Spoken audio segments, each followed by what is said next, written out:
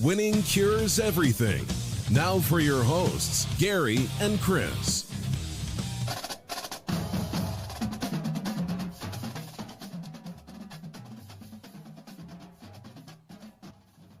Welcome in, Winning Cures Everything. It is the Tuesday, August 2nd edition of the show, and today we are discussing the SEC West.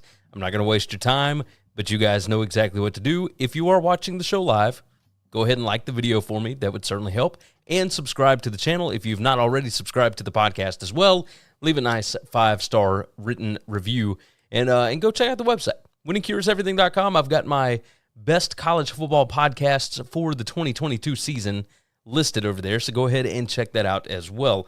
Along with it, along with nothing. How about that? Let's go ahead and dive into this thing. We're going to start it off early. The Alabama Crimson Tide. Now we are jumping into the SEC West here, and last year, 13-2, should have been a rebuilding year, but alas, found a way to get to the national championship game again. I don't know exactly how they continued to do this, but it is what it is. Really well-coached team. You guys saw it for yourself last year. You see a lot of green on that screen as far as the analytical numbers. Rushing success was number 22, even though they didn't have much of an offensive line to rush behind, and they lost the majority of their running backs early in the season. They were down to 2 when you got to the national championship game. So PPA margin was number 4, rushing success number 22, passing success number 30. Defensive PPA per drive was very much improved in Pete Golding's third season, so up to number 5 at that point. Rushing success rate number 11. Secondary was kind of questionable, number 47 in passing success rate allowed. Let's start off with the offense here. Bill O'Brien enters his second year. They do have a new offensive line coach, Eric Wolford from Kentucky. They've got a lot of experience back, although they do lose Evan Neal, and that's going to be a huge loss at the tackle spot. Now, they have recruited well at that spot. J.C. Latham, Brockermeyer, etc. Those guys haven't exactly come on yet, but all indications out of training camp seem that they're going to be fine. So we'll see. Heisman Trophy quarterback Bryce Young is back again. Full year of experience under his belt, so that certainly is good. Of the 60 players that had 30-plus receptions, only the tight end Cameron Latu returns. Now, they do have a bunch of transfer wide receivers coming in, etc., so that could help. Jahmyr Gibbs comes in, running back from Georgia Tech, so he's going to help. He'll take over for Brian Robinson, and he does things a lot differently than what Robinson did last year. So he's a speedy guy, very fast, etc. I think you're going to see big things out of him. The wide receivers Burton and Harrell from Georgia and Louisville, respectively, they transfer in. You got another year with the wide receivers Brooks, Earl, Holden, etc. You got a slew of running backs coming back. Offense should not be an issue this year. Should not be an issue, but we shall see. Along with that, let's talk about the defense. Pete Golding got 12 players back this year that had 300-plus snaps. You got 6 of them that are defensive backs, so I don't know if that's good or bad. We'll talk about the secondary here in just a minute. They were number 74 in points per scoring opportunity, so anytime somebody got within the 40-yard line, defense was not able to get stops as well. They were able to stop people from getting within the 40 pretty often, but once they got down there, they were able to score at a pretty high rate. Will Anderson Jr. and Dallas Turner are back, best pass rushing duo in the country. Henry To'oTo'o is back to lead the linebacker core. There's not a lot of experience at linebacker. That hasn't necessarily mattered in the past, but obviously we will see. Defensive line brings back 4 players with 282-plus snaps, a lot of upperclassmen. They were great against the run last year, number 7 in stuff rate, number 3 in rushing PPA. The question here is, can the defensive backs improve the number 47 passing success rate when you lose your top 2 cornerbacks? Now, obviously, you're bringing in Eli Ricks. You're bringing in, or not bringing in, but you've got Kool-Aid McKinstry going into his second season. Obviously, there's talent, but we will see exactly what it looks like. This team projected to be a favorite in all 12 games. Only one is projected to be a one-score game, and that's a game that is within 8 points. This team looks dominant. They are completely loaded. As far as the blue chip ratio, 90% of their players are either 4 or 5 stars. Let's talk about keys to the season. Well, the win total here, 10.5. It's juiced to the over at minus 250. To win the conference, minus 135. That's kind of ridiculous. Division odds, minus 425. Like, this is It almost seems like a no-brainer, but you never know with these things, right? Keys to the season. Can the offensive line coaching change provide more consistency in protection for Bryce Young? And how does Young gel with a new skill talent? Because you got new skill guys everywhere. Along with that, I mean, you've got the running backs. Can they stay healthy this year? McClellan went out with an injury last year, and just all kinds of stuff. Roydell Williams went out with an injury. You got to get those guys to stay healthy. Gibbs is here. Trey Sanders missed a lot of time in the past. Both McClellan and Williams played just over 100 snaps last year. They were expected to be a big part of that offense, and you had to lean on Brian Robinson towards the end of the season. What can you expect from the secondary? They were number 50 in 20-plus yard passes allowed. They allowed 39. And then, of course, as I mentioned, they lost their top two cornerbacks. So there are questions here. It's not like this team is loaded everywhere. There's questions to go along with it. Outside of the questions, I've still got Alabama going 12-0. I expect them to win the conference. I expect them to head to the playoff, be the number one seed, etc. This team is loaded. I mean, they are just loaded with a ton of talent, and you know what you're going to get from a Nick Saban-coached football team. Bottom line. We'll move on to the Ole Miss Rebels. And Ole Miss, Lane Kiffin last year 10-2 in the regular season. Of course, Matt Corral gets hurt in the Sugar Bowl, and they end up losing that one. Post-game win expectancy for them last year was actually 9-3 as opposed to 10-2, but they got that win, so it is what it is. Returning production is number 111 here, so that's definitely not good, but they maybe rectified that with a really good transfer class. As far as roster strength, I mean, they're number 17 in the country. Defense, number 27. That's still not great in the SEC, but pretty good overall nationally. Their rushing success rate was putrid last year, number 120. Just awful. But all the offensive numbers were good. Offensive numbers were definitely awesome. We'll start off with the offense. You are changing OC. Jeff Lebby leaves for Oklahoma. That brings in Charlie Weiss Jr. and John David Bakers. They're going to continue this up-tempo pace. They were number 4 in offensive plays per game last year. They were only number 58 in points per play. So something to look out for. They run a lot of plays, but they don't necessarily score a ton. So USC transfer quarterback Jackson Dart didn't exactly pull away from Luke Altmaier in the spring. The running back room lost Connor and Ely, but they do bring in Zach Evans and Ulysses Bentley the fourth. The offensive line does look stacked here. 4 new transfer wide receivers to pair along with Jonathan Mingo, who's going to be the bell cow of the wide receiver corps for sure. Along with that, they're going to have to improve number 70 in points per scoring opportunity. Again, that is drives inside the 40-yard line. You got to be able to score when you get down there. I mean, bottom line, Ole Miss has got to be able to score when they get those opportunities, and they just didn't last year. Moving over to the defense, you are losing your defensive coordinator. DJ Durkin heads over to Texas A&M, so now you have Maurice Crum and Chris Partridge. At least 4 of the 8 defensive transfers could start. There are several good returning players. You got defensive end Johnson. You got the defensive back Reese and another Johnson there. Defense was number 115 in total scoring opportunities, but number 44 in points per scoring opportunity. This is the definition of a bend-don't-break defense. Now, will they continue that this year? They were able to get some turnovers in their own territory last year. I'm curious. I'm really curious. They are projected favorites in 8 games. Looking at the win total here, 7.5. It's juiced to the over at minus 140. Conference odds, they are 40-1. To win the division, they are 14-1. Keys to the season here. They went for it in FBS high 40 times last year. They converted 60% of them. Will they be as aggressive if the quarterback play is not up to the Corral levels? Quarterback is everything when it comes to Lane Kiffin's offense. What does the offense look like without Jeff Lebby? That's the other question. Lebby, widely known to be kind of a de facto head coach in Oxford. New offense coordinator, transfer skill talent everywhere. How is this going to gel? That's another key to the season. And this other part, defense was kind of turning under Durkin. The depth still looks like it's recovering from probation, though, and as strong as the numbers say as far as roster strength, again, it's not great for the SEC. How big of a loss is a guy like defensive end Sam Williams and the linebacker Chance Campbell? That's another key to the season here. I've got them going over the win total. I've got them at 8-4.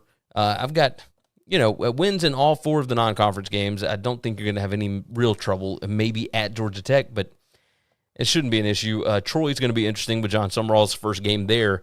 Along with that, I've got a loss to Kentucky, I've got a loss to LSU, a loss at Texas A&M, and I've got a loss to Alabama. But that includes wins against Auburn, a win at Arkansas.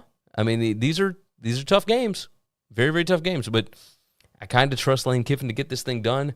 8-4 seems pretty reasonable to me. I think fans in Oxford would be really happy with an 8-4 season, especially with Jackson Dart coming in and all that new skill talent, trying to find a way to gel, maybe. But tough road games at Texas A&M, at Arkansas. You do have Vandy thrown in there. At LSU could be very interesting with their first trip to visit Brian Kelly. We'll see. They could certainly win those games that I've got losses. They could lose some of those games that I've got as wins. So anywhere between 6-6 and 8-4 looks to be about right. But I've got them at 8-4. So I've got them going over slightly, but it is what it is. Moving on from there, the Arkansas Razorbacks. Now, Arkansas, interesting team here because their schedule is ridiculously tough. I mean, just ridiculous. Let me go on and pull up the stats here. Sam Pittman, of course, went 9-4 last year. That included a big-time bowl win over Penn State last year. Looking at this, the offensive coordinator, Kendall Briles, you're going to have to figure out what you're going to do with the wide receiver position. Jaden Hazelwood comes in. Can he take over the production that Treylon Burks left? They're not the same build wide receiver. They're not the same guy. But maybe you can find a way to make that work. The quarterback, KJ Jefferson, had 2,600-plus passing yards last year, 800-plus non-sack rushing yards. He was number 10 in QBR. If anybody's underrated as far as a quarterback in this conference, I think it's got to be him. You got 3 of your top 4 running backs coming back. You got 4 offensive line starters back, but you do lose 3 of those top 4 wide receivers. Now, this is a team that likes to run the football quite a bit. Their run rate was 65%. That's number 8 in FBS. But they were number 81 on success rate on passing downs. You got to be better at that, right? With KJ Jefferson being number 10 in QBR, but number 81 success rate on passing downs, they couldn't get it done when people knew that they were going to pass the ball. So you got to try and stay out of those situations. Question here, what are they going to do with Malik Hornsby?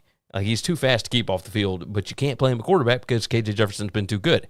So obviously I think they're going to put him at wide receiver. You got to have him on the field. As far as defense, Barry Odom has worked wonders with this defense over the last 2 seasons. You got a few big-time playmakers, but almost an entirely new unit, really going to rely on talented transfers coming in. Defensive end, Dominic, the linebacker, Sanders, the cornerback, McLaughlin from LSU. You got a lot of transfers coming in. Defensive tackle, Nichols, the linebackers, Bumper Pool, and Williams, cornerback, Bishop, the safety, Catalan. They're all back. They are all going to play major roles as leaders on this defense. They were number 11 in points per scoring opportunity, number 25 in defensive PPA. Team's pretty good. They got some dudes. You just got to hope everybody else falls in line. They're projected favorites in only 6 games, which was surprising to me. But when you look at this schedule, maybe it shouldn't have been that surprising. I mean, it's kind of crazy. On offense, looking at the keys to the season here, let's start off with win total. Win total 7.5 is juiced to the under at -145. So to go over is +115. I kind of like the over here. Let's talk about the keys to the season. On offense, they were number 23 at avoiding third downs, number 30 average third down distance. That's 7.6 yards. But even with that short distance, they were number 90 in third down conversions. Are you going to get improvement at that position? Along with that, Odom shifted the culture on the defense. It loses your top run stopper, your top pass rusher. Are they going to keep playing above their talent level? Obviously the talent level has improved, but again, schedule brutal. Non-con of Cincy, Missouri State, which I'm very excited to see Bobby Petrino coming back, at BYU, and then you got Liberty. Those are all really well-coached teams. You could lose any of them. Weeks 4 through 7 are going to kind of tell the tale of the season. In that spot, you've got A&M, Alabama, at Mississippi State, and at BYU. If you can go 2-2 there, I think you're feeling really good about yourself. Really, really good. I've got them at 8-4. I really like this team. I like what Sam Pittman's doing. This is a well-coached football team. I like Arkansas quite a bit. So I expect big things out of them again. They're upping the talent level big time. Returning production here is number 78 in the country, 59%. Defense doesn't return a lot, but again, a lot of transfers coming in. I think they're going to be great. I think the defense is going to be really good because I trust Barry Odom. I really trust Odom. So we'll go with those guys there on that. Now, with that said, 8-4 for Arkansas, 8-4 for Ole Miss, 12-0 for Alabama. We're going to go ahead and hit an ad, and then we'll hit Mississippi State and Texas A&M on the backside. Let's take a break from the show for just a minute to give you some info on things you should know about.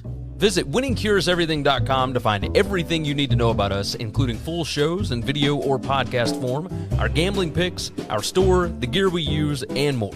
Subscribe to us on YouTube to get not only the full shows, but individual segments, along with other goodies as well. We're over 5,600 subscribers right now, and our goal by the end of football season is 7,500. If you haven't already, subscribe to the podcast on Apple Podcasts, Spotify, or whatever's your favorite podcast app. And if your app allows it, leave a 5-star written review. Visit the Winning Cures Everything web store to get all kinds of football shirts, hats, hoodies, coffee mugs, and more. You can visit winningcureseverything.com/store and see what all we've added. And now, back to the show. All right, we're going to move into the Mississippi State Bulldogs. And this is a team that a lot of people seem to really, really like. Mike Leach doing pretty awesome things there, but I got to tell you, the talent differential just looks to be kind of massive when it comes to this schedule. We're going to pull up the stats here. Went 7-6 last year. That included a big bowl loss to Texas Tech in the Liberty Bowl. Post-game win expectancy last year was about exactly what you would expect, 6-6. Their projected SP Plus record is 7-5 here. Let's go on and start off with the offense. Not exactly explosive. I'll say that. Third year in the system with Mike Leach is going to be big. Efficiency, great. Big plays, not so much.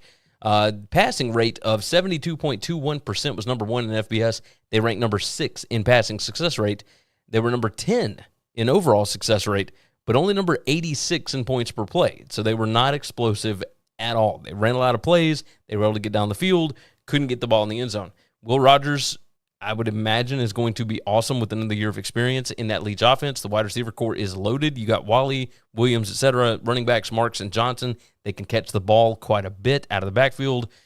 Moving over to the defense, Zach Arnett, his 33.5 has helped Leach just a ton.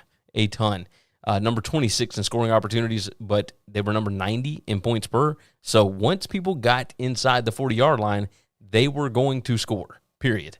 80% returning production as far as the defense goes. That's tops in the SEC. It's number 14 overall nationally.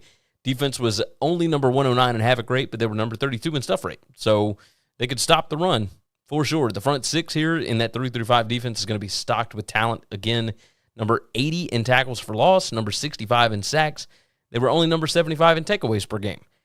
Will the defense be willing to take more risks this year? They were not super aggressive last year, and I guess I understand that based on the type of offense that they run, right? They're projected favorites in 6 games. You got 6 games that are toss-ups. Now, toss-ups to me are games that are projected to be within 8 points, so a one-score game. Win total sits at 6.5. The over is minus 130. The under is plus 100. The conference odds to win 125-1, to win the division 66-1. Let's talk about keys to the season here. They lead the SEC with 16 returning starters. Rogers great on offense, but do they have the one guy that you're worried about, either on offensive line or wide receiver? When they lost Mekhi Polk, they lose Charles Cross. Like, those guys were huge for this team. Arnett knows not to be too aggressive with the Leach offense on the other side, but, with cornerback Forbes and all the talent that they've got in the secondary, can you dial up some more aggressive plays? Can you be more risky? There's only 2 games on the schedule that are surefire wins.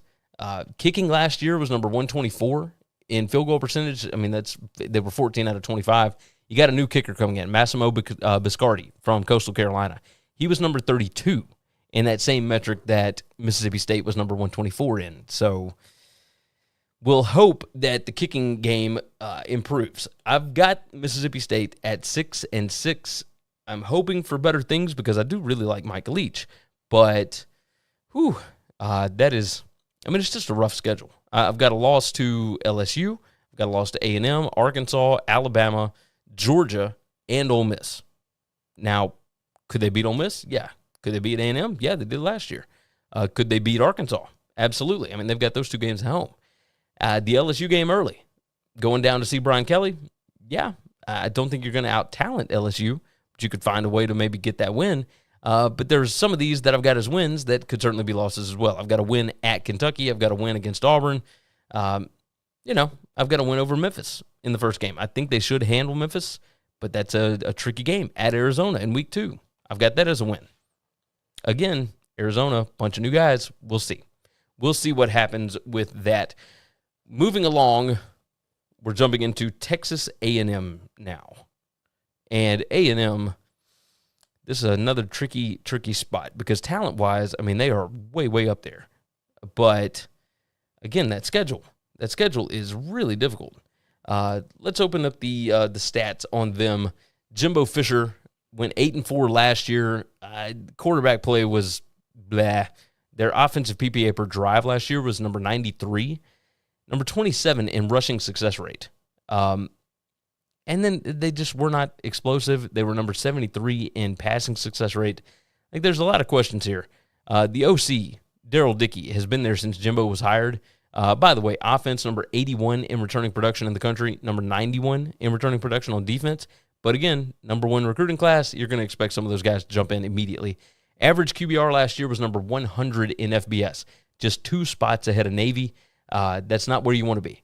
So now you got new guys in. You got Max Johnson coming in from LSU. You got Haynes King, who spent most of last year injured. And you got the freshman Connor Wiegman. They were number 98 in passing PPA last year. You got to hope that any of those guys could be better. The running back, A-Chain, returns 7 yards per rush. He isn't big, though. He's 5'9", 185. Offensive line does return 4 guys with 300-plus snaps. Outside of Aniyah Smith, what skill player or tight end scares you? Maybe Evan Stewart? He's incoming freshman wide receiver. Let's talk about the defense. DJ Durkin takes over for Mike Elko, who left for the Duke head coaching job. DJ Durkin was able to do some impressive things with Ole Miss, and now, of course, he's walking in with a ton more talent here. They've had, Durkin had top 10 defenses at Michigan, at Florida, etc. So, when he's got talent, he's been pretty good. Defensive line got 5 guys with 142-plus snaps. 3 of them have 168 and less. That's not good. Nobody has more than 326 snaps on that defensive line, but there is a ton of talent. Linebacker, you only really got 2 experienced guys. The secondary is loaded. You got 4 guys with 700-plus snaps. What is the defense going to look like without Elko? That's my question. How different is Durkin going to call this defense?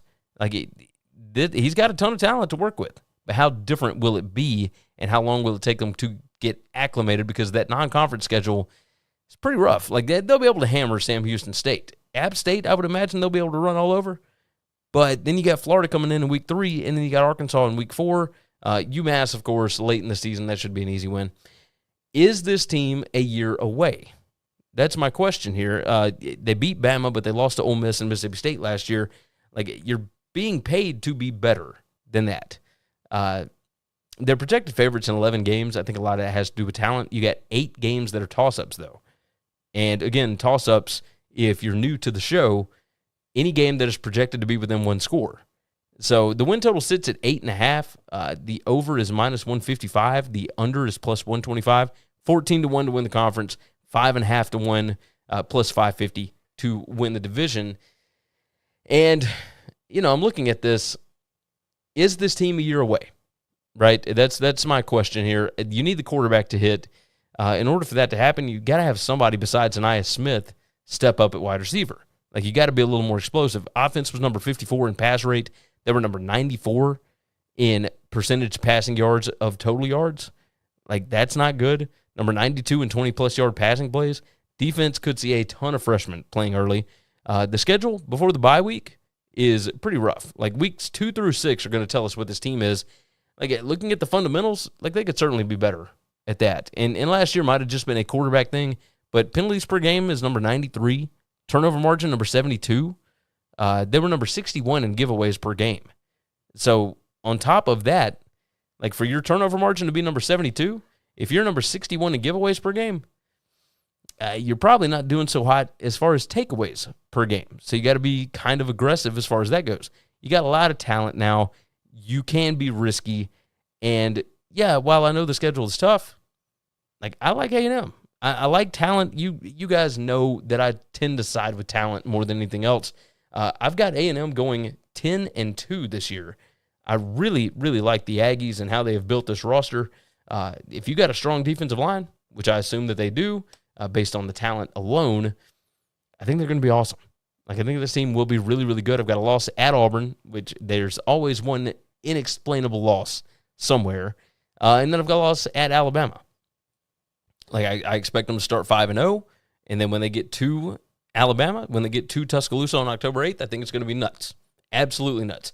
All right, let's hit one more ad, and then we're going to talk about Auburn and LSU on the backside. Let's take a break from the show for just a minute to give you some info on things you should know about. Follow the show on Twitter, @WinningCures, or you can follow the guys @GaryWCE and @ChrisB. Or you can also follow us on Facebook. If you want more content from me, Gary, visit BetUSTV.com. I host the How to Gamble on Sports show, and from August through January, the BetUS College Football show. You can subscribe to both on YouTube. Got your own podcast or web show? Looking to start one? Or you're just curious how we look and sound so good? Well, we've got all the gear that we use listed on our gear page on the website. And if you order using our links, you'll be supporting the show too. If you're interested in advertising on a show that reaches over 80,000 unique football fans per month during the season, send an email to Gary@winningcureseverything.com, and we'll put together a plan that best fits you or your business. And now, back to the show. All right, we're moving into the Auburn Tigers, and what an off season it has been for Brian Harsin. Obviously, we talked about it a lot on the show, but now it is time to talk actual football. What can we expect from Auburn this year? They went 6-7 last year, started out 6-2, lost their last 5. They are number 100 in returning production. That is 55%. Still a lot of talent here, although it is spaced out into different segments of the team, right? Different positions have a ton more talent than others. Looking at the numbers from last year, the offense was not great, and a lot of that had to do with Bo Nix going down. But when it comes to it, I mean, the defense was great. Defense was really, really good under Derek Mason.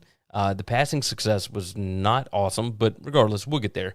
We'll start off with the offense here. Eric Kiesau was Harsin's OC at Boise, but, 3 offensive coordinator hires in one calendar year is not good. I mean, that just ain't good at all.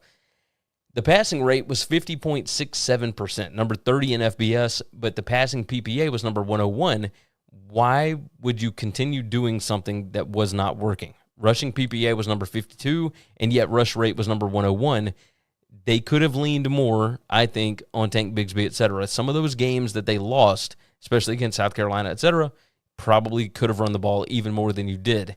I would imagine this year they will lean on Tank Bigsby quite a bit, especially while quarterback gets settled. You got Zach Calzada, the transfer from A&M. You got TJ Finley, and then you got Robbie Ashford, who just outperformed everybody in spring, at least in the spring game. But he was a backup at Oregon, and I would imagine he starts number 3. I mean, who knows? You got 5 offensive linemen back with 350-plus snaps. You got wide receivers here that don't exactly scare anybody, or at least have not to this point.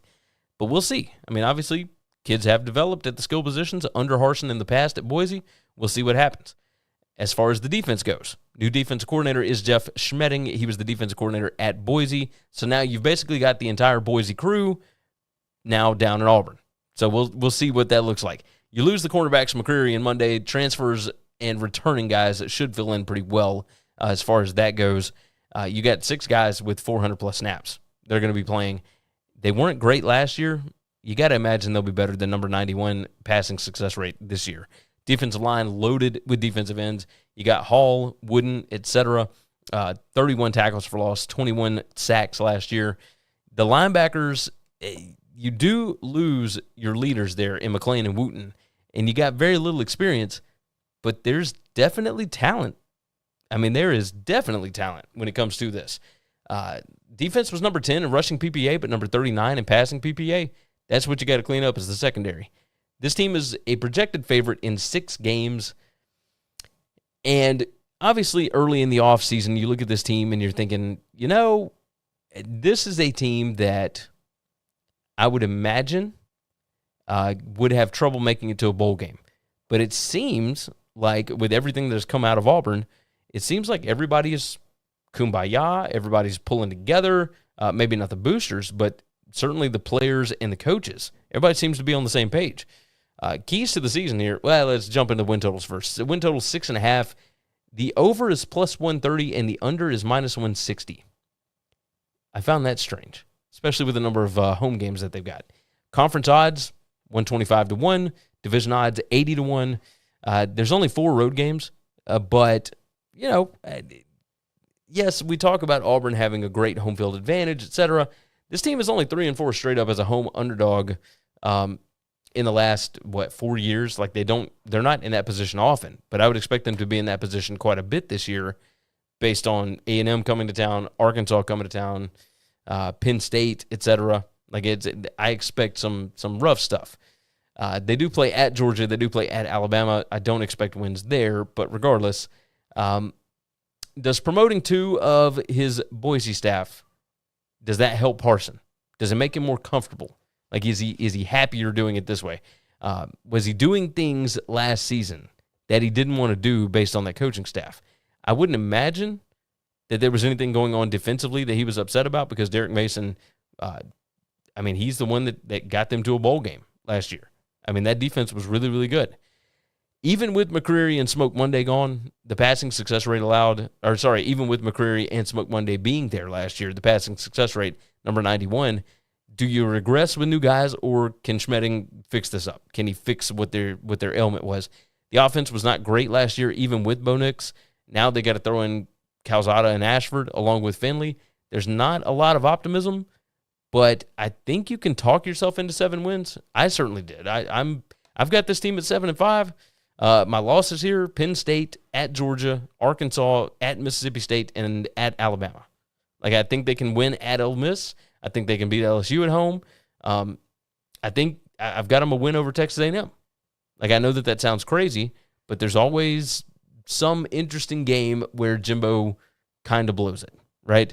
And this seems like one of those spots where, how about this? Is 7-5 good enough? Is 7-5 a good enough record with a schedule like this that the boosters will get off Harsin's back and let him operate this thing the way that he wants to? And I don't know the answer to that. I really don't. We'll move on. Our last team here, the LSU Tigers. First year for Brian Kelly. He takes over a team that has talent, but, man, there were a lot of holes, and he fixed them up during the transfer season, which seems to be all the time now for whatever reason. But regardless, this team went 6-7 last year, lost in the bowl game. They only had like 39 players in the bowl game. It was just ridiculous. Post-game win expectancy, though, 6.5 wins last year in the regular season. So as bad as they were still able to win ball games, and that may have been based on talent alone. 6.5 wins. I mean, just unbelievable. Projected SP Plus record here, 6-6. Last 2 years have not been kind to them. SP Plus takes prior years into account. When you look at the numbers, I mean, just number 74 PPA margin, number 85 in net points per drive. They were number 88 PPA per drive on offense. The defense was number 38. Defense is what kept them in the ball games. This team, as loaded as they have been at running back, number 112 in rushing success rate last year. I mean, just putrid. They've got the number 2 defensive roster in the country, number 3 overall overall roster in the country, at least per the guys over at CFB Winning Edge. There's a lot of talent here. I mean, just a bunch. You lose Eli Ricks to the transfer portal. You lose Max Johnson, but they got dudes. The new offensive coordinator, let's start with the offense. Mike Denbrock coming over from Cincinnati. He was number 56 passing rate, while Kelly had the number 35 passing rate. Which scheme are they going to run? That's what I want to know. because I think Denbrock likes to run the ball quite a bit more. You got a three-headed quarterback battle, and likely two. We'll toss Nussmeier out of here. But Daniels and Brennan, which one is going to run the offense? If Denbrock runs his Cincinnati offense, Daniels is going to be the guy. Otherwise, Brennan is likely the guy for Brian Kelly. Depends on how much they want to pass the ball. Butte and the wide receiver core are insanely talented but not overly experienced. The running backs, you got Emory and the Penn State transfer, Noah Cain, coming in. Emory has had a multitude of issues. I mean, he was highly rated coming out of high school, but it's not like he doesn't have the talent to do it. He just hasn't yet. Offensive line's only got 3 guys returning with 300-plus snaps, none of them over 353, so that's going to be a work in progress. But again, I trust Brian Kelly with an offensive line, so we'll see. On defense, Matt House is your new defensive coordinator. He was formerly the Kentucky DC, was the Kansas City Chiefs linebackers coach for the last 3 years. He's going to run a 3-man front there. Defensive line got an absurd talent. Allie Gay is coming back, surprisingly, along with Smith. B.J. Ojulari is going to be more of a linebacker here as opposed to playing on the line. He had 7 sacks last year. Linebackers, Baskerville and Mike Jones, those guys certainly have talent. Secondary is going to be a work in progress here. You got 5 transfers, 2 back from injury, 1 returning starter. The prior numbers really don't matter here for any segment of this team, whether it's offense or defense, considering all the new pieces that are coming in, all of the changeover as far as the coaching staff goes. This is going to be a building year. Like, that's the way that I feel about it. They were projected favorites in 9 games. Again, that's got a lot to do with talent. 7 of the games on the schedule are toss-ups, and those are games that are projected to be within 1 score. Looking at the win total, it sits at 7, juice to the under at -140, which means that the over is +110. To win the conference, 80-1. Division odds, 33-1. And looking at the keys to the season, like it's a building year. You got to figure out who wants to be there, who wants to follow Kelly's way of doing things. Like, I think 7 wins would be a successful season here. Are they going to settle on one quarterback? Are they going to try and rotate Daniels and Brennan? Like, will they install a system that they would be willing to just throw out after 1 year? I don't think so. Like, I think you're going to see whatever the offense is this year is what they're going to be running going forward.